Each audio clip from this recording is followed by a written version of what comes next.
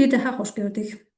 Yəqin ki, hər biriniz Excel-də bar chartlardan istifadə eləmisiniz.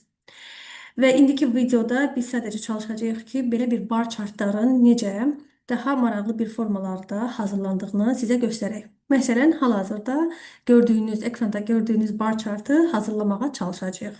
Gəlin başlayaq. Bunun üçün yenidən bir chartı siləcəm ümumiyyətlə. Delete edirəm və eyni zamanda deməli bu hissələri hamısını silirik. Grid line'ları da view menyusundan grid line'ları aktivləşdirək və normal Excel pəncərəsi kimi görək. Təsəvvür eləyək ki, bizim müəyyən bir datamız var, hansı ki, burada müəyyən göstəricilər əks olunmuşdur və mən həmin bu göstəricilərə görə bayaq videoda gördüyünüz bar chartı hazırlamaq istəyirəm.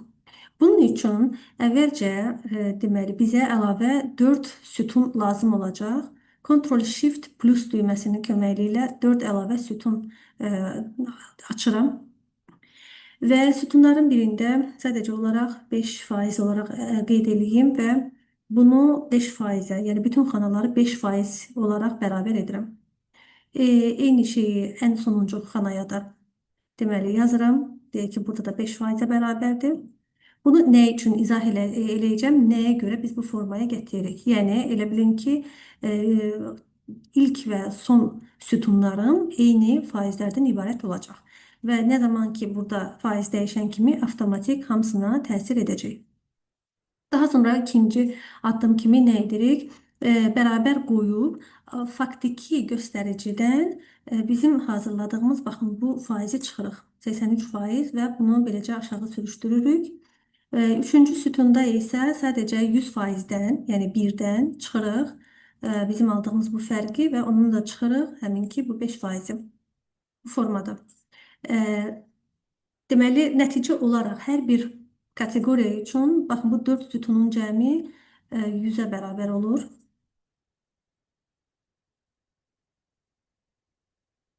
Burada D yox, mən G22-ni qeyd eləməliyəm. Nəticə olaraq hər birində baxın 100%-ə bərabər olur. Yəni bütün kateqoriyaların cəmi normal olaraq 100%-ə bərabər olmalıdır. Amma faktiki göstəricilər baxın bu göstəricilərdir. İndi nə üçün bunu işə yaradığını, hansı işə yaradığına biz baxacağıq. Qeyd olunan datadan, baxın bu hissədən insert menyusundan biz yeni bar chart daxil edirik. Seçəcəyik buradan 2D hissədən stacked bar. Baxın budur. Artıq olan məlumatları diaqramdan götürək. Chart title, delete düyməsi ilə silirik. Baxın bu hissələri silirik. X oxunu da silirik və s. Və gedirik insert menyusundan shapes hissədən. Burada flow chart var. Baxın, bu işarəni götürürük. Bu fiquru flow chart delay adlanır. Buradan gəlin flow chartın, deməli bu diaqramı belə bir boz rəngə boyayaq. Shape outline olaraq no outline edirik. Ctrl+C düyməsi ilə kopyalayırıq fiquru və onu gətiririk ən sonuncu, baxın bu hissəyə, göstəriciyə seçirik və Ctrl+V olaraq həmin hissəyə qoyuruq. Chartın bu formaya gəldi. Eyni ilə chartı bu dəfə rəngini yenidən, deməli, fiqurun rəngini yenidən dəyişirik. Məsələn, bu dəfə daha fərqli rəng qoya bilərik. Deyək ki, bu rəngi qoyuruq. Həmin fiquru fırladırıq. Ctrl+C ilə kopyalayıb bu dəfə artıq birinci yazdığım sütun, yəni həmin bu data labellara gətirib Ctrl+V ilə yapışdırırıq. Bizim diaqram, baxın bu formada, belə bir formada görünür. İndi bu hissədə gəlirik, seçirik həmin göstəriciləri, yəni bu sütunu. Ctrl+1 düyməsi ilə formatı açıb, burada fill optionların içində gəlib rəngi eyniləşdiririk. Yəni burada rənglərini bu formada görə bilirsiniz. Üçüncü faiz sütununu da seçirik. Ctrl+1 düyməsi ilə yenidən gəlirik fill options və buradan da yenə də boz rəngi qeyd edirik. Artıq rəngləri eyniləşdirdim. Baxın, bu şəkildə görünəcək bizim cədvəlimiz. Daha sonra nə edə bilərik?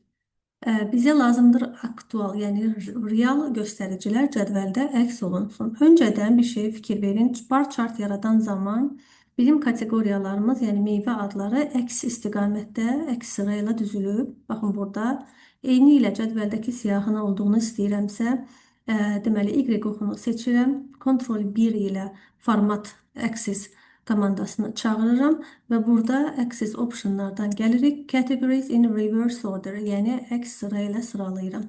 Bu şəkilə gəldim. Daha sonra nə edə bilərik? Format hələ ki pəncərəsini açıq saxlayaq, o bizə lazım olacaq.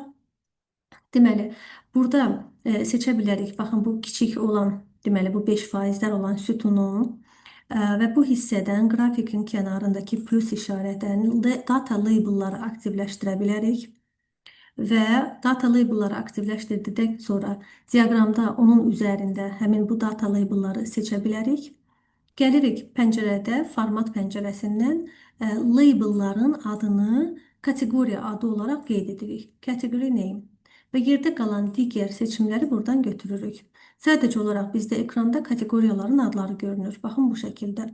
Və onu da label position olaraq inside base qoyuram. Yəni, həmin bu, deməli, göstəricilərin iç hissəsində.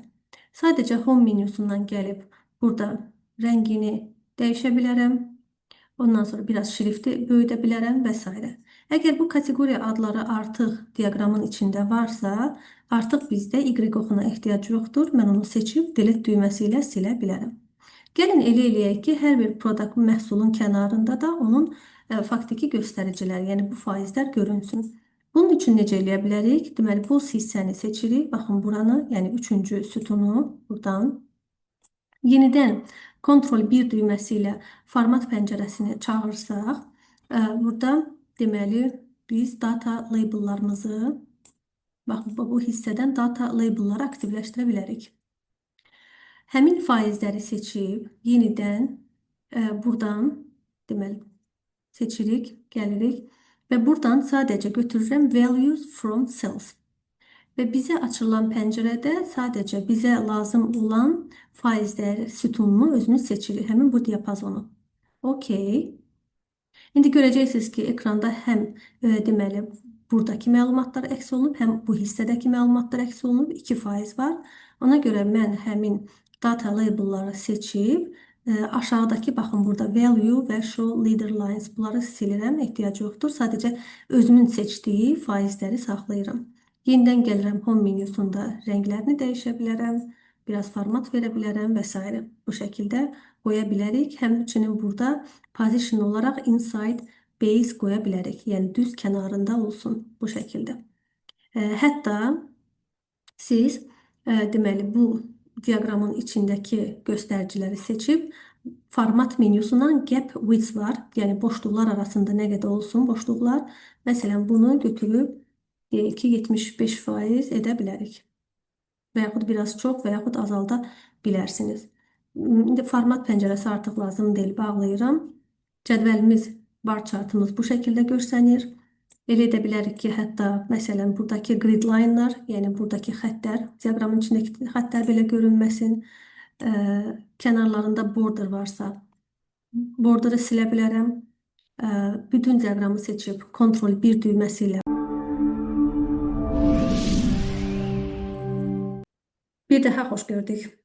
Yəqin ki, hər biriniz Excel-də bar chartlardan istifadə eləmisiniz. Və indiki videoda biz sadəcə çalışacağıq ki, belə bir bar chartların necə daha maraqlı bir formalarda hazırlandığını sizə göstərək. Məsələn, hal-hazırda gördüyünüz, ekranda gördüyünüz bar chartı hazırlamağa çalışacağıq.